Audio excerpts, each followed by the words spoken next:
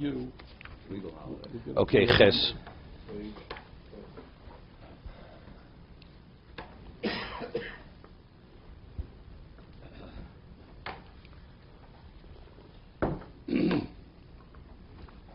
Okay, we left off at the end of the paragraph, first paragraph in page Ches. He said something interesting. He says, a person has to verify to himself, he says, what is he aiming for and how to achieve this? Marshall.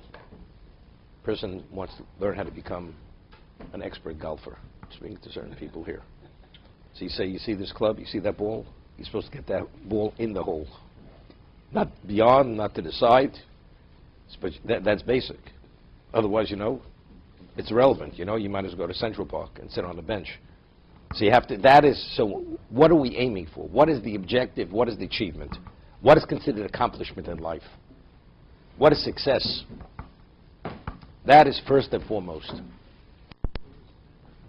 Years ago, when people still spoke Yiddish in homes, grandmothers used to say, Torah is the best of schayra. Right? Even though their son was educated secularly, but factually, but the best commodity is Torah. Torah is the best schayra. Torah is the best of schayra. So what is the aim? So it means everything else is to facilitate that. It's not to become anything other that it has any intrinsic value unto itself. It's a means to an end. Life is a means to an end. So what are we aiming for? What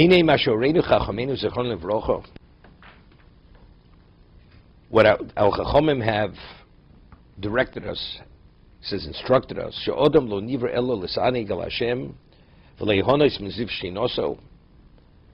Man was created l'sa'ani gal Hashem and to benefit miziv shchinoso. What's olam haba? What is the world to come? Ernie, what do you think the world to come is? You sit and you eat quality fruits all day. What do you do over there? Right? It's l'sa'ani gal Hashem v'leihonos miziv shchinoso. So the Ramchal writes in the Derech Hashem, whatever we're able to relate to what the ultimate good is, whatever that is, where does that emanate from? Whatever that good is, emanates from God Himself.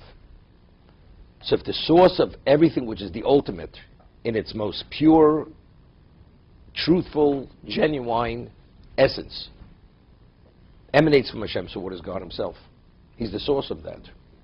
He's the all-encompassing totality in the most absolute, perfect being. So if you attach to that, what are you attaching yourself to? To the ultimate. That's the ultimate, whatever pleasure is in the spiritual sense. Achievement.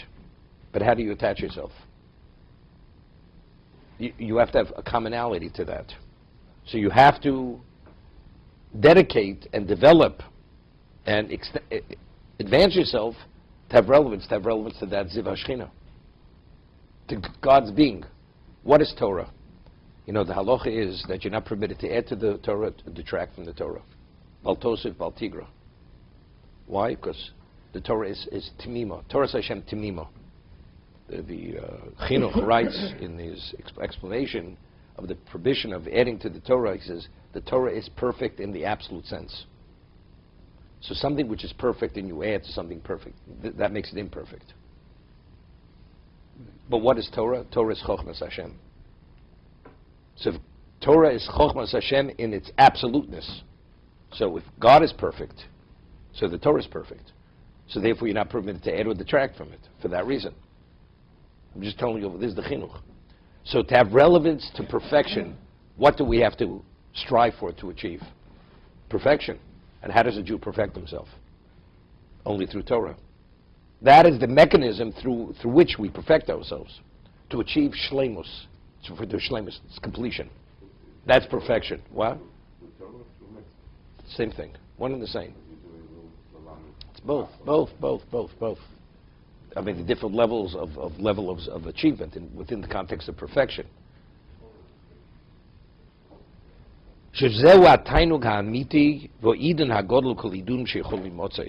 This is the ultimate tainug.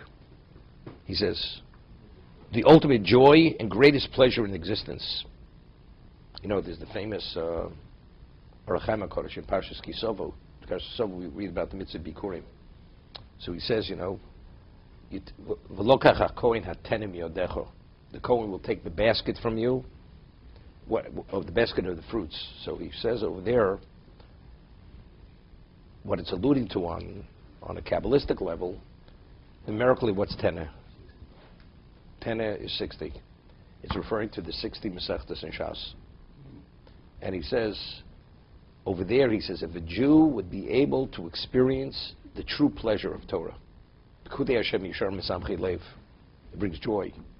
If we truly be able to internalize the true joy of Torah as a physical being, he said, you would lose your mind. Wow. You would lose your mind. We don't have the capacity to be able to experience the joy. That's how overwhelming that joy is. He says you would lose your mind. It's only because we're physical, and that actually blunts and limits our ability to relate to the intrinsic value of Torah.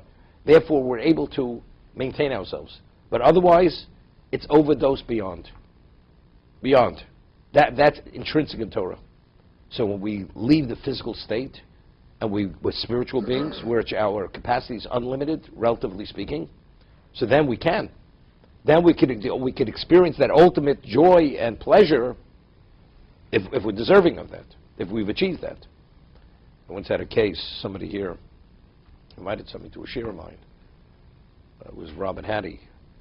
So it's the first time I ever heard such an expression. He comes into the shir, and he never attended a class before, but he was a traditional Jew. And he says to me, Rabbi, he says, you know, I've never attended such a thing, but I hope I don't overdose on Torah. Those were his words. I hope I don't overdose on Torah. He sat down. Within 15 seconds, he was out cold. He was sleeping. 15 seconds into it, he was out. So I understood what his capacity was. He overdosed after 15 seconds. Okay, so everybody has their limitation. It was over.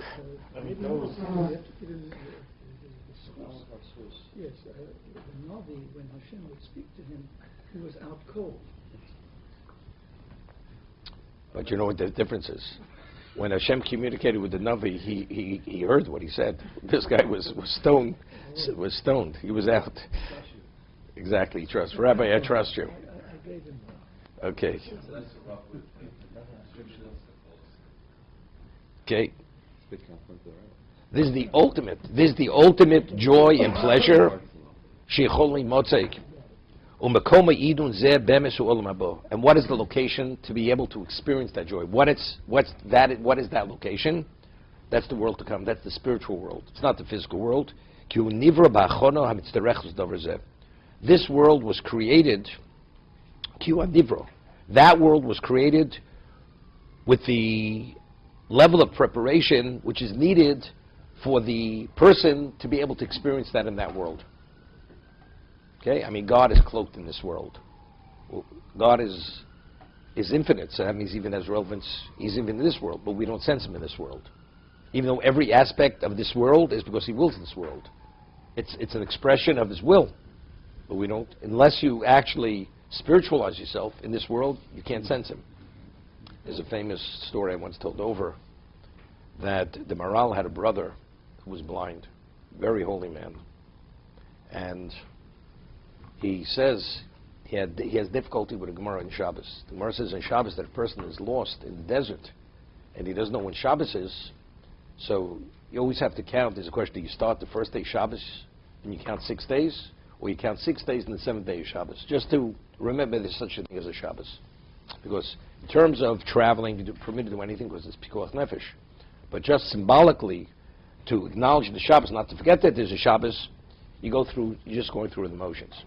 So he says he has difficulty understanding the Gemara. He says, how's it possible when Kedusha Shabbos comes and you have the Neshama, you say, how could you not know when Shabbos comes?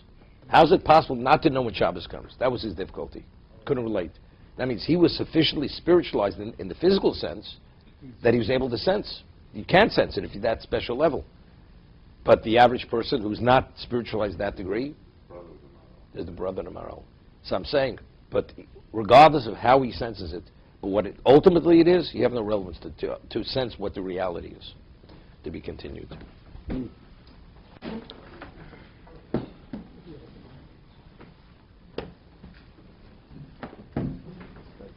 Alan, you from Rebbe Rovner?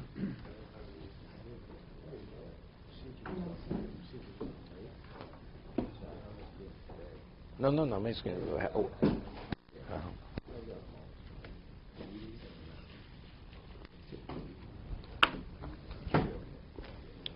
To show himself.